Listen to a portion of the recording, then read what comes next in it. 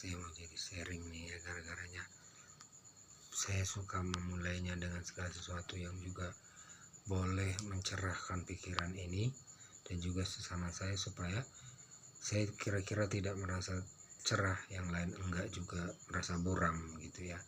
Jadi saya mau nanya pada saudara nih, kalau saya bertanya sharing mungkin saudara sudah mulai lihat cara saya. Pertama sekali saudara menjalin hubungan atau memulai hubungan dengan orang lain, yang di mindset kepala saudara itu apa? Maaf, saya kasih dua pilihan. Contohnya, pertama, siapa yang tidak suka sama saya, atau bisa A bisa B itu.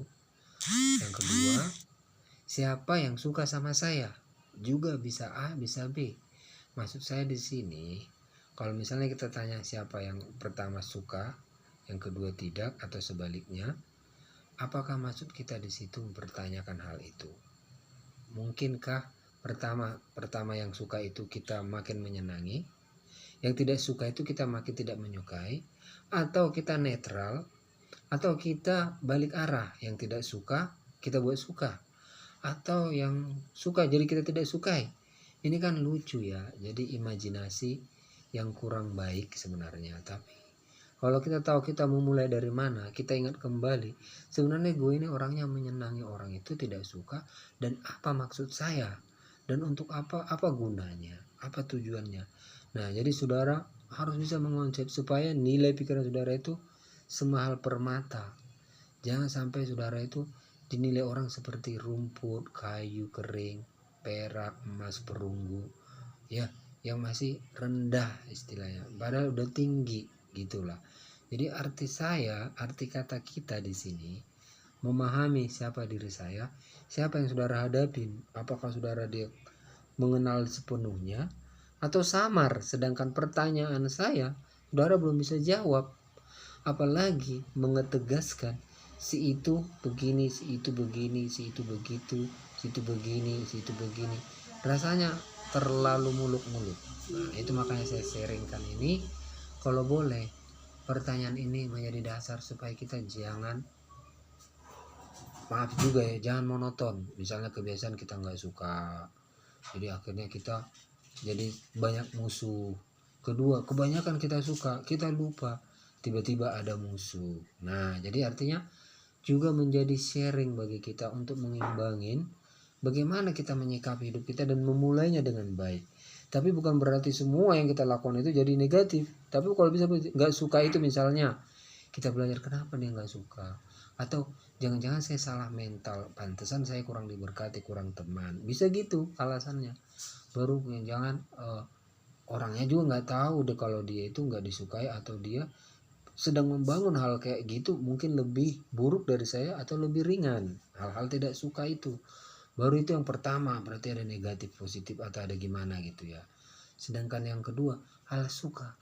Kenapa saya suka dia? Apakah saya ini orangnya romantis? Apa saya cuma mau bersendagura, berteman, ngobrol, bersahaja? Apakah saya ini tipenya memang hanya cinta dan cinta, misalnya gitu. Lalu kita terapkan antara tidak suka tadi, apakah berlawanan atau memang kita jadi oleng, tahu oleng?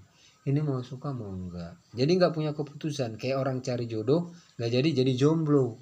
Baru dengan banyak argumentasi dia ngomong, oh, aku ditinggalin, dia nggak baik, dia jual mahal, jadi banyak alasan hanya karena keberanian mengambil keputusan suka atau tidak. Karena kalau dia suka nanti banyak nggak suka, kalau dia nggak suka makin banyak pula yang benci, masa banyak yang suka.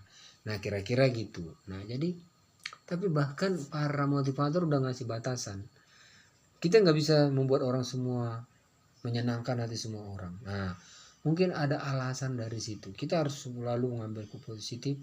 Nah, jadi kan ada, maaf ya, kegagalan karena terlalu lama pertanyaan ini, suka enggak, suka apa enggak suka, suka apa enggak suka. Jadi dikatakan oleh sesama motivator supaya kita nggak bisa menyenangkan hati semua orang, lalu dia ambil sebuah jalan keputusan, baik salah atau enggak udah nggak peduli, dalam arti memang benar ya, nggak usah pakai tanda kutip, tanda terbuka juga, dia sudah ngambil keputusan yang jelas-jelas strength gitu.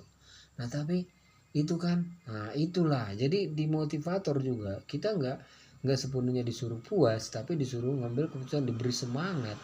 Nah, kalau saya lebih ke Ya memang karena kefilsafatan diri kita sendiri, apakah kita nyaman dengan itu, kata-kata motivator itu, atau dengan tadi pendapat-pendapat yang saya kemukakan yang banyak pertanyaannya dan pertimbangannya, atau ya firman Tuhan yang akhirnya kalau siapa yang membenci kamu kasihilah musuhmu, atau yang mana yang membuat kita jadi sembuh gitu loh saudaraku. Jadi tapi di sini kita lebih kayak belajar berteori, bukan sosok teori. Saudara belajar sebuah teori atau apapun namanya, saudara bahasanya lebih bagus, lebih fresh. Seperti misalnya makanan dimasukin kulkas kan fresh, sama makanannya dikasih kulkas, dikasih es, dikasih campuran misalnya.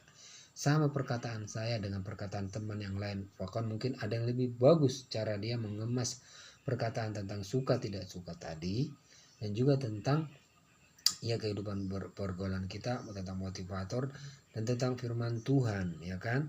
Nah jadi oleh sebab itu ya marilah friend ya, hal semua yang ada di dunia universal, ya kan, kita yang bisa mempunyai hati. Nah kita nggak masuk spesifik yang sudah ya terserah kamu pribadi, bukan. Kita yang masuk generally, kita masuk yang kita masuk yang umum. Meskipun spesial apa saudara, spesifik apa, se-VVIP, sekhusus apa, kita tetap manusia yang ya kan, di hadapan Tuhan.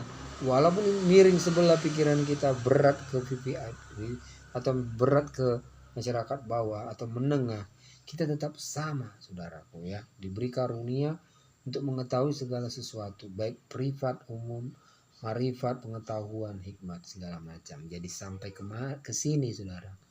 Nah itulah pertanyaan saya setiap hari. Kenapa? Ini pengalaman kan di dalam rumah Anda. Saudara ketika bangun tidur bangkit menghadapi papa, mama, kakak, adik, teman, saudara, sahabat, siapapun pasangan Anda atau keluarga Anda, tentunya ini menjadi cerminan. Kalau saudara nggak sadar hanya menjalani, ya mungkin kita nggak iri, nggak introspeksi banget, tapi kita melihat kita kadangkala nggak bisa juga menikmati orang yang punya keputusan sendiri, ya kan. Nah, dia harus punya partner untuk barter, bertukar pikiran. Apakah kamu fokus cinta sejati, apakah kamu nggak suka sejati, apakah kamu fokus punya prinsip sejati, nggak peduli benar salah, atau kamu fokus. Artinya kita membutuhkan respon seseorang. Kalau bisa dia semua, kita mungkin malah jadi pingsan ya. Oh dia mana bisa. Tapi ya kadang kala kamu hanya bisa beruntung menemukan salah satu ciri yang dia perkenalkan.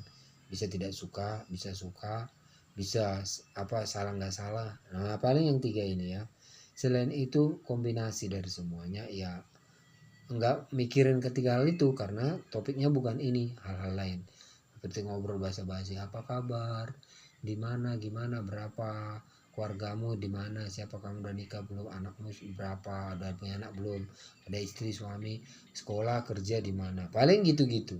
Oleh sebab itu yang ini benar-benar di pikiran Anda, tanpa ini tuh pun bahkan sebenarnya lebih basic lagi, tapi supaya saudara lebih seger, pastinya saudara nggak lupa menyapa halo, selamat pagi, shalom, good morning, pemirsa, saudara, guys, teman-teman, ya sob, ya sobat, dan apalah canda tawa, hahaha, hihi, apapun namanya ekspresi dalam hidup kita.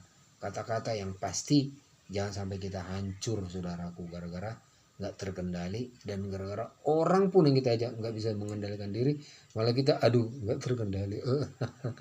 Jadi sama-sama orang bodoh ketemu, ya kan. Itu bukan mau saya dan saudara kan, tetapi ketidakmampuan prinsip yang bertahan dengan bagus dan sempurna. Pertanyaan yang tadi serius. Semoga saudara bisa memperkembangkannya dan menikmatinya. Kalau boleh saudara menerima reward, yaitu blessing, peace, and friendly, dan juga kekasih jiwa saudara sobat sejati. In Jesus name, by the way, manusia dan sesama kita. Oke, terima kasih. Tuhan Yesus memberkati. Demikianlah share filsafat pikiran kita pada malam hari ini. Shalom.